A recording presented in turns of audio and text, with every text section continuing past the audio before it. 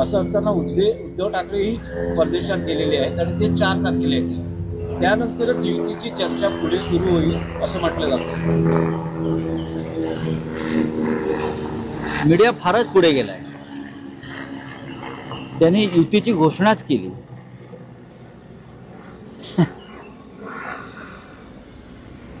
बघा, राज ठाकरे मुंबईत नाही आहेत. ते कुठे गेले त्याच्याविषयी माझ्याकडे माहिती नाही. ते मुंबईत नाही आहे आणि नक्कीच त्यांनी एक हात पुढे केलेला आहे आणि त्याला प्रतिसाद माननीय उद्धव ठाकरे यांनी दिला. आपण इथेच थांबायला हवं. काही दिवस जाऊ द्या. मनसे प्रमुख जे मुंबईत नाही आहेत त्यांना मुंबईत येऊ द्या आणि त्यानंतर आपण सगळे चर्चा करू. रोज याच्यावर चर्चा करून कशा करता त्या विषयाचं गांभीर्य घालवायचं आहे ना. लोकांच्या मनातल्या भावना आहेत. हे विषय तर जिवंत ठेवावा लागेल ना. तुम्ही जिवंत ठेवत राहा ना. हा विषय जिवंतच राहणार. उद्धव ठाकरे व राज ठाकरे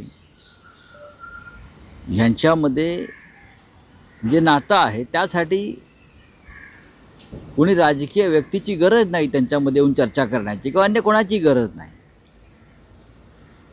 या दोघांचं नातं काय आहे हे मी सुद्धा अनेक वर्ष त्या प्रवाहामध्ये आहे ना, दोन्ही बाजूला.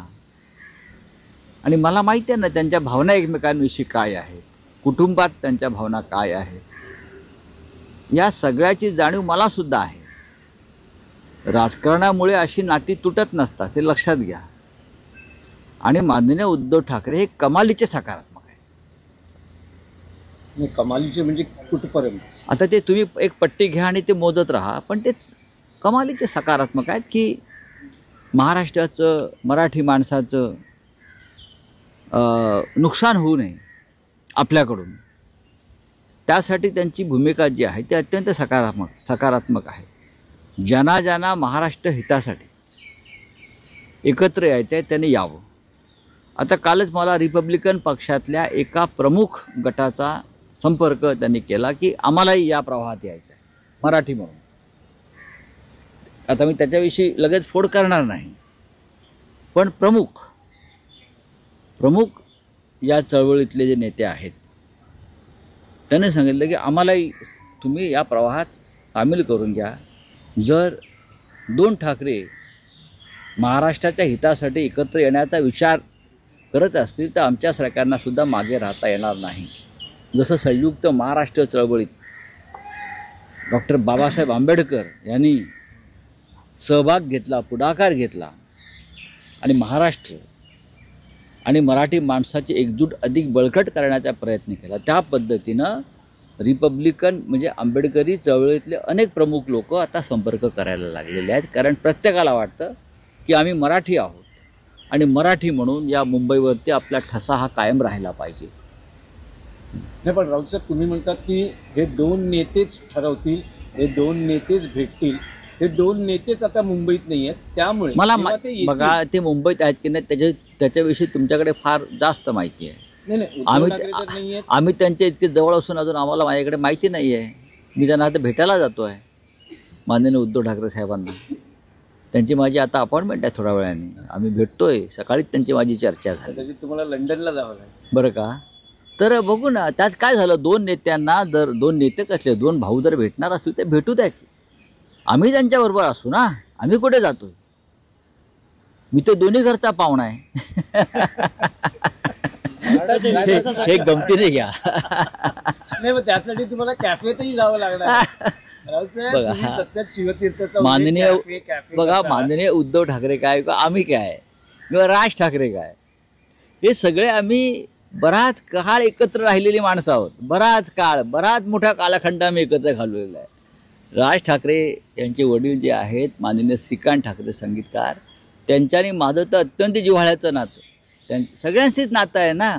राजकारणामुळे मार्ग वेगळे झाले तरी पण भावनेचा ओलावा असतो आणि तो असायला काहीच हरकत नाही. आम्ही राजकीयदृष्ट्या किती भांडत राहिलो, शरद पवारांशी भांडत राहिलो, पण ओलावा राहिला, आजही आहे.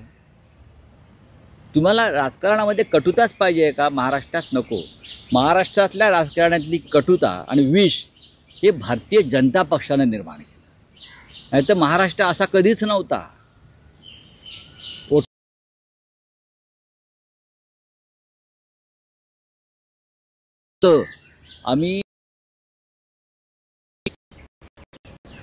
आम्ही यशवंतराव चव्हाणांचा आत्मा अंतरंग समजून घेतले. फार शेवटच्या काळामध्ये चव्हाण साहेबांना आम्ही भेटलो. आम्ही त्यांच्यासारख्या टुलेजंग माणसाला भेटण्याची संधी आम्हाला त्या काळात मिळाली.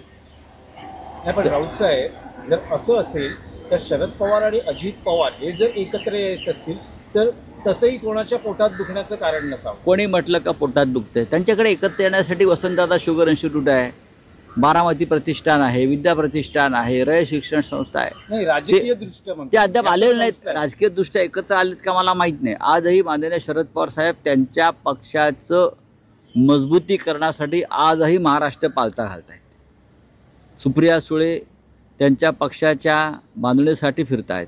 जयंतराव पाटील हे त्यांच्या पक्षाच्या म्हणजे राष्ट्रवादी काँग्रेस शरद पवार पक्षाच्या बळकटीसाठी जीवाचं रान करतायत. हे सगळे नेते जितेंद्र आव्हाड फिरत आहेत. अजूनही माननीय पवार साहेब त्यांचा जो पक्ष आहे अधिकृत त्यासाठीच काम करतायत. एकत्र आलेले आहेत ते काही त्यांच्या संस्थात्मक कामासाठी एकत्र आलेले आहेत. पीक विमा मोठ्या प्रमाणात ठाकरे बाणा महाराष्ट्रात दिसून येणार का? ठाकरे शैली कारण काय होतंय राऊत साहेब, आता मुंबई आणि महाराष्ट्रात ठिकठिकाणी होर्डिंग्ज लागायला सुरुवात झालेली आहे. लोक म्हणतायत की ही आमची भावना आहे की ठाकरे बंधूंनी एकत्र यावं. त्या लोकभावनेचा विचार करूनच माननीय उद्धव साहेबांनी सकारात्मक प्रतिसाद दिला. आता तुम्हाला सांगतो, मी सकाळी इथे पाठीमागे चालायला जातो, वॉकला जातो. अचानक लोकांचा रिस्पॉन्स असा आहे, साहेब एकत्र आलं पाहिजे, साहेब दोन भावांना एकत्र आलं पाहिजे, साहेब मराठी माणसासाठी एकत्र.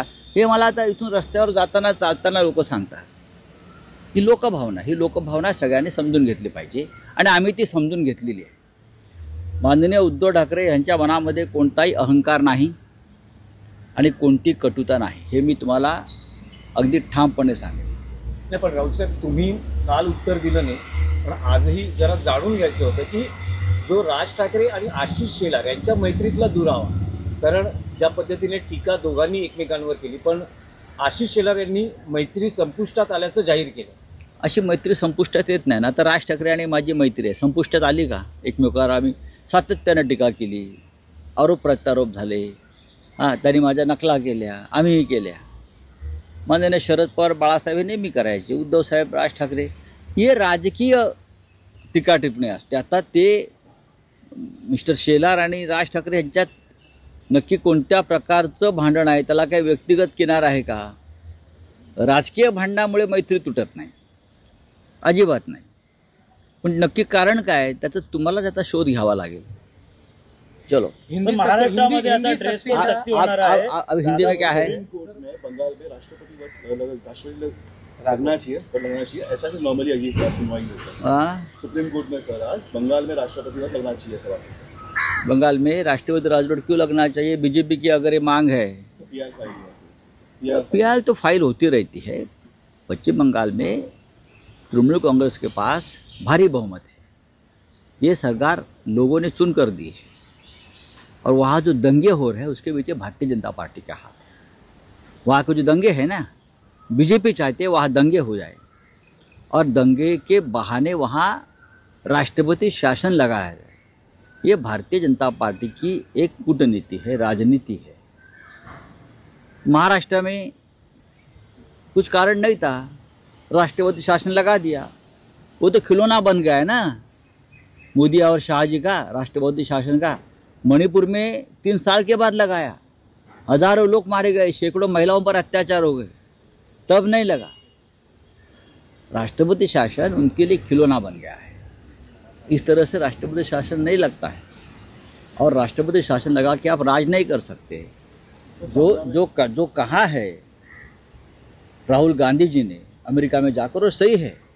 ये देश में सभी काम गैर कानूनी तरीके से चल रहे हैं.